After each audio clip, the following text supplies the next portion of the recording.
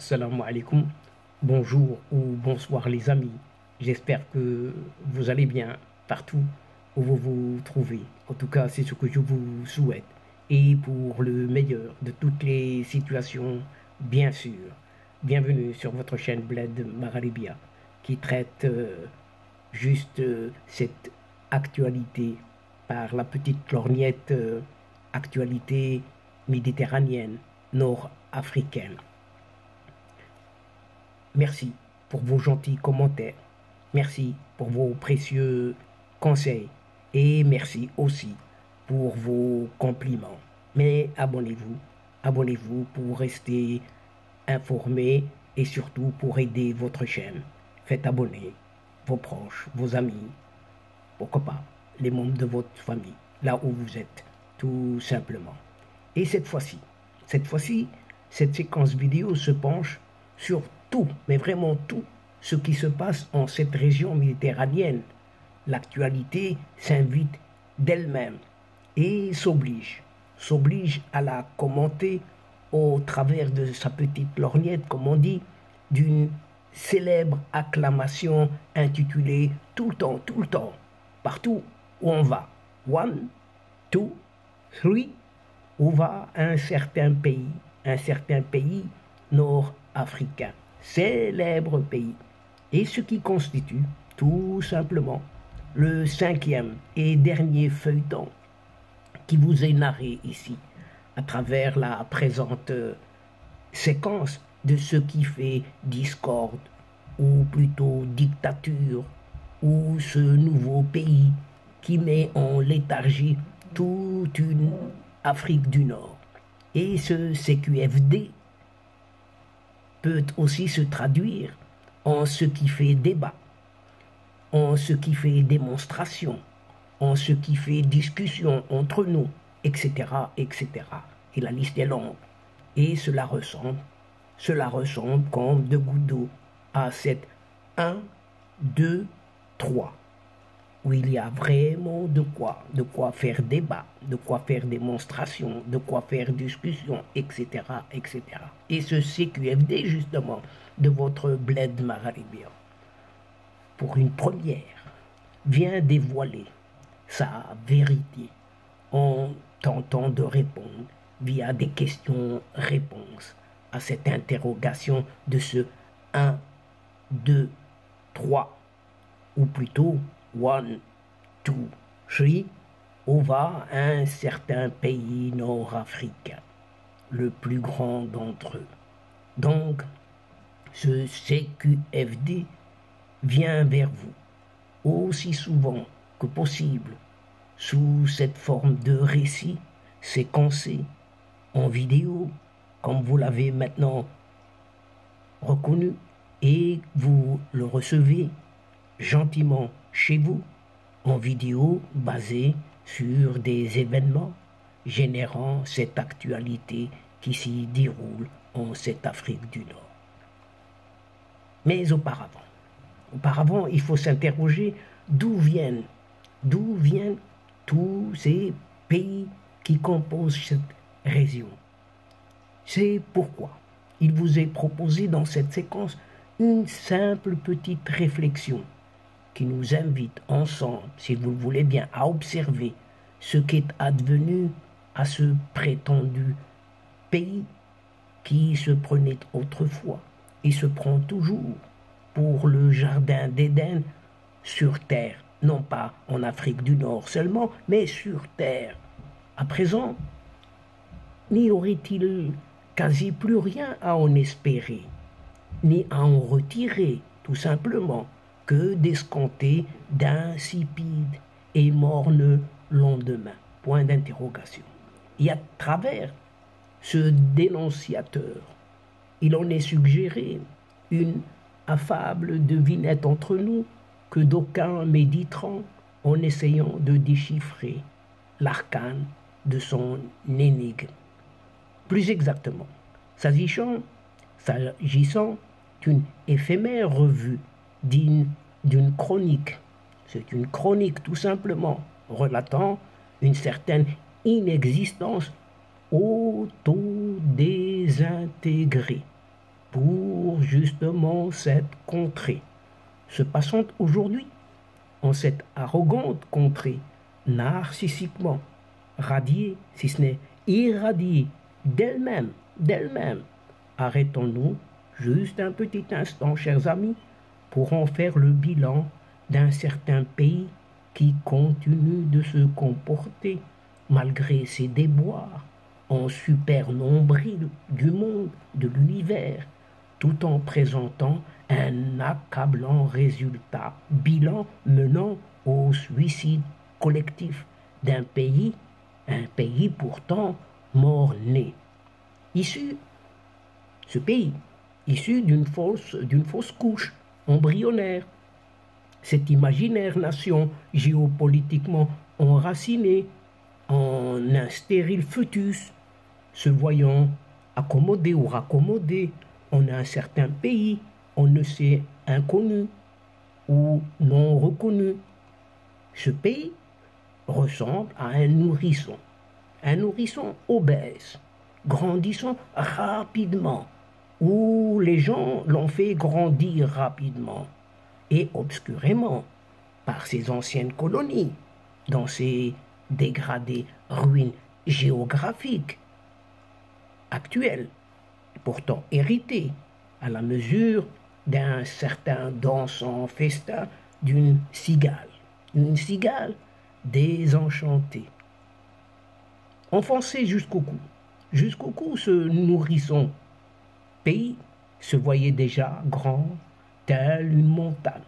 Mais cette montagne a finalement accouché d'une minuscule souris, confondant prématurément son déni de grossesse, exprimant son impossible naissance.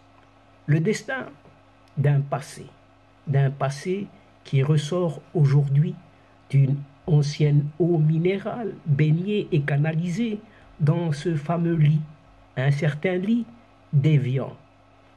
Déviant, non pas déviance, non, de la ville d'Évian. L'histoire adultère, épurant un certain référendum issu d'un placenta défertilisé par un président général au grand pif, d'où l'expression du NIF. Et ce président général au grand NIF n'aurait-il pas tout simplement compris? Il a tout compris. Et il a même prononcé cette phrase avant les autres pour avoir expulsé sans outre identité son bébé avant terme, donnant naissance ainsi à de parvenus prématurés capots, vieux apatrides, mis à la tête de ce bon bain, pays non désiré et qui a vu le jour juste pour flouer l'encombrante magne inflammable, flammable, aux produits naturels souterrainement enfouis. Ce pays est à l'image d'un calamiteux bébé, d'avoir rejeté puis débarrassé en département métropolitain autrefois à de tierces colonies adoptives durant des siècles et finalement cédé à de blâmables mains attirées lucrativement par d'illicites successions. Résultat d'une injuste redistribution dont souffre aujourd'hui l'authentique famille qu'est sa population désespérément déshéritée aujourd'hui et à ce jour orpheline cette contrée et surtout endeuillée à jamais car écartée de toute succession en matière première, mystérieusement ensevelie au propre comme au figuré et surtout à l'étranger. Abasourdi et éperdument muet, ce pauvre peuple demeure pacifiquement inoffensif, dépecé naïvement de toute colère, silence. Tout ceci est perpétré et uniformisé par de vieux haineux carabiniers, formés par leurs anciennes colonies, armés jusqu'aux dents et classés, déclassés, reclassés en une certaine république populaire tout ce qui a non démocratique, à la recherche d'une solde dans ne sait quelle impossible démocratie. Dans cette factice indépendance, la réelle franchise est toujours attendue, ici ou là, ou du moins d'une quelconque autonomie, tant espérée par le citoyen et autres citoyennes, mais jamais, jamais réellement obtenue pour ce peuple abandonné à son misérable sort. Des faces, des visages tracés en clichés, sans identité, des visages secs, taillés au couteau par l'ombre d'une douceur dans ces portraits d'abjects malfrats à la tête de l'État. À commencer par les premiers d'entre eux, s'autoproclamant président, régnant à vie, en colistier, pseudonyme emprunté à de défunts marabouts.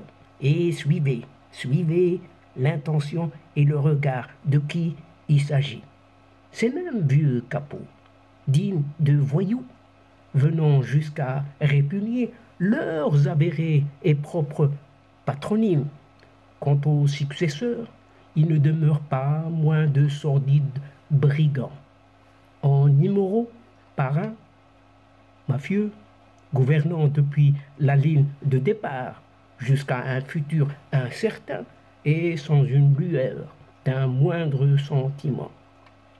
Pendant la gestation d'une certaine naissance, tant attendue pourtant depuis belle lurette, des femmes et des hommes s'y préparés en espoir et désespoir, aidés par ces fratries, ennemis venus et bienvenus en voisins limitrophes d'à côté, en martyrs, torturés, défigurés et même assassinés ou encore disparus à jamais, sacrifiés par ces soi-disant libérateurs de cette étendue région, venus en clan, il faut les appeler par leur nom, qu'ils méritent de voyous qui se fixent âprement aux manettes des différentes autorités.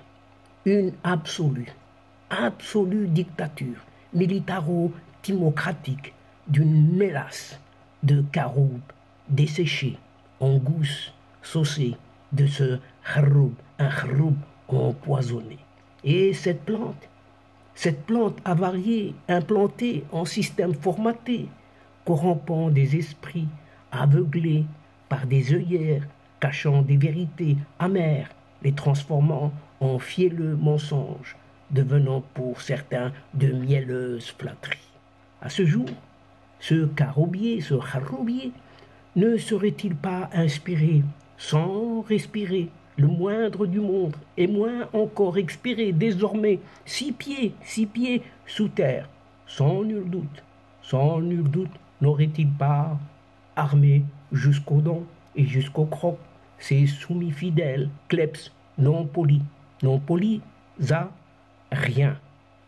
Et la question est là, l'interrogation aussi, mais disparu. Même disparu, tous continuent de lui obéir, au doigt et à l'œil, en aboyant au lointain ces séculaires caravanes, traçant leurs paisibles sentiers d'art et d'artistes, pratiquant leurs occupations. Pourquoi à présent il en est fait le motif où l'on doit leur chercher des circonstances atténuantes ou de leur octroyer on ne sait quelle indulgence, leur colmatant un échantillon d'hymen, usurpé par tant de déshonorables défloraisons, rémunérant leur humiliant palmarès. Ils se présentent et ils se représentent en champions du monde, toute catégorie, de cette question du train socio-économique qu'ils ont certainement raté, mais aussi du système éducatif qu'ils ont et qui les a laissés tomber au bord de la route.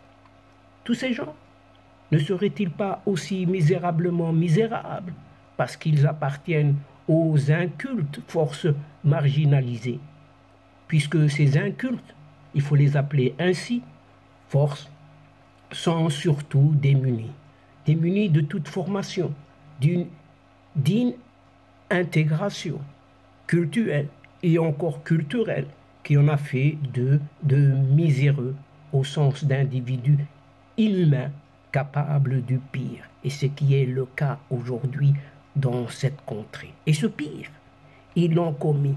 Ils l'ont commis surtout durant une fameuse décennie noire. Et ils continuent de le commettre encore aujourd'hui en éliminant des femmes et des hommes, voire d'innocents enfants, et plus encore de ces symboles de cette partie du continent. Le pire, c'est que les tuant tous, parce qu'ils représentent pour eux l'inatteignable, l'inimaginable, l'image d'un autre monde auquel ils n'ont pas accès, dont ces femmes et ces hommes souhaitent ériger un avenir, tout ce qu'il y a de civilement pacifiste. Alors que c'est 100 fois, ni loi, moins de morale, et encore rien de valeur, rien de valeureux, porte constamment atteinte au détriment d'innocents citoyens et citoyennes.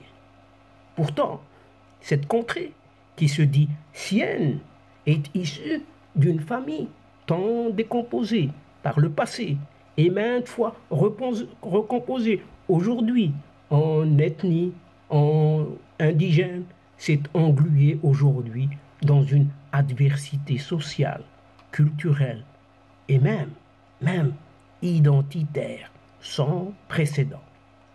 Des êtres, tout ce qu'il y a de meurtri, dans des gants de fer, sans outre pitié, qui se vengent en emprisonnant à gogo et en châtiant de la façon la plus abjecte, en tranchant des têtes à profusion, parce qu'elles se promènent paisiblement dans les rues, réclamant un État civil de droit. Tout simplement. Se faisait le mardi et le vendredi. Et ces oppresseurs d'aujourd'hui au pouvoir ne sont que des massacreurs, venant nouer et dénouer des situations sans issue, à l'image d'un Dieu descendu dans ne sait quelle vieille scène au moyen d'une machine souvent en panne. Et tous les membres de ce clanisme, sans exception, n'auraient-ils pas été vomis, ont bouilli au sommet de cet inexistant pays, et pourtant morts d'office ruinés. Tous ces criminels n'auraient-ils que rarement étudié, mais néanmoins par malicieuse ruse, muselant les intellos et autres patriotes, les démunissant de travail ou autre sociale occupation. N'est-ce pas là le triste portrait de cette fantoche république devenue aujourd'hui bananière en s'auto-prescrivant volontairement un régime restrictif de cet agrume dont elle ne s'autorise même pas de humer l'odorat. N'en parlons pas des autres aliments de première nécessité qui manquent au pays, tels les produits laitiers, les pâtes, les poissons, comme la sardine, et on en passe, et des meilleurs. Désormais, c'est peine perdue au regard de la cherté de tous ces produits qui ne pourront désormais plus être importés de cet étranger ou de l'étranger comme autrefois, puisque la vie est de plus en plus chère et ce pétrole n'arrive plus à les acheter. Un jour viendra, ce régime militaro-mafieux mangera les pierres de sa terre, il boira son pétrole et il humera son toxique gaz parce qu'il n'a toujours pas compris que le paysan et son agriculture valent bien plus que tout l'or du monde. En effet, c'est beaucoup plus facile de tromper les gens que de les convaincre quand ils ont été trompés. Vous entendez bien, chers amis, c'est beaucoup plus facile de tromper les gens que de les convaincre qu'ils ont été trompés. Et dans ces milieux-là, il n'y a pas le moindre brin d'intelligence, mais avec les temps qui courent, la plupart de ces abrutis, et il faut les traiter ainsi, sont très asymptomatiques à cette fameuse ignorance. Dès lors, ne pourrait-on pas présager que le principal fléau de l'humain n'est pas l'ignorance, mais le refus de savoir. Le refus de savoir, tout simplement, puisque les mensonges qui rassurent sont préférés aux dérangeantes vérités. De narcissiques menteurs, comme leur champion du monde, à la tête de l'État, toute catégorie de l'extrême manipulation, à commencer par ce pseudo-président, excellent en pure hypocrisie, malfaisant envers la profane citoyenneté, dont le seul tort réside en cette aspiration d'un meilleur bien-être, mais on ne sait lesquels. Injurions par là, même les pupilles de la nation, de lâches et sales gosses, fiez-le devant avoir honte de se promener dans les artères des principales provinces et autres principales villes, leur reprochant les plus élémentaires des droits. Les citoyennes prises en otage, tout simplement, et loin de vivre un rêve, ne serait-il pas parqué en un emprisonnement à ciel ouvert dans cette contrée de ce pseudo-président? En effet, on peut les appeler ainsi, ces néocolonisateurs n'ont jamais aimé et ne seront jamais capables d'aimer leur propre famille à laquelle ils n'ont jamais appartenu. Il y a longtemps que c'est fini, pour le meilleur du pire, dont certains appelleront dans leur jargon le Mektoub.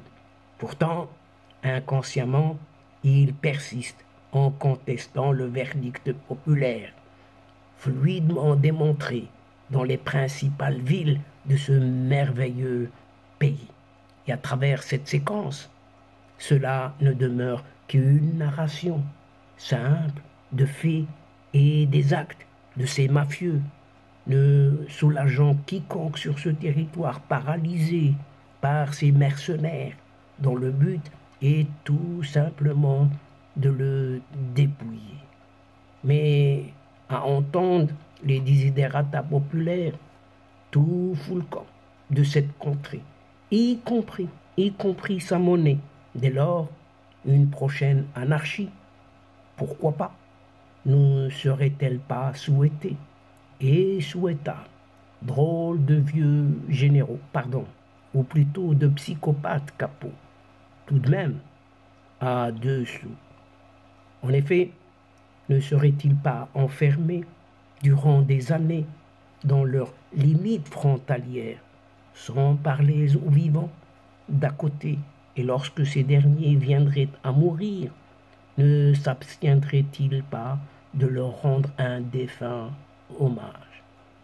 Sans condoléances, bien sûr, ce n'est pas dans leurs habitudes ni dans leur éducation. Peut-on admettre et penser ne fût-ce qu'un court instant à un adieu de ce qui se dit un pays tant chéri, dont les citoyens et les citoyennes pourraient songer à se préparer à l'éloge funèbre d'une mort plus qu'annoncée, pourtant depuis une certaine naissance prématurée. Et donc, chers amis, mesdames et messieurs, nous sommes arrivés tout simplement, doucement mais sûrement, à la fin de cette séquence. Mais avant de vous fixer un rendez-vous à une prochaine fois, en vous retrouvant, comme d'habitude, bien sûr, avec un immense plaisir, n'oubliez pas de vous abonner pour recevoir les dernières nouvelles des séquences de votre chaîne. Et aussi, nous vous remercions pour votre participation, de nous suivre jusqu'au bout. Et n'oubliez pas non plus de partager grand maximum. Partout, partout vous pouvez le faire, là où vous êtes tout simplement. Quant à moi, le moment est juste arrivé pour vous dire au revoir les amis et à la prochaine fois, Inch'Allah. La asdiqa, salam alaikum wa rahmatullah wa barakatuh. Ma'a salama.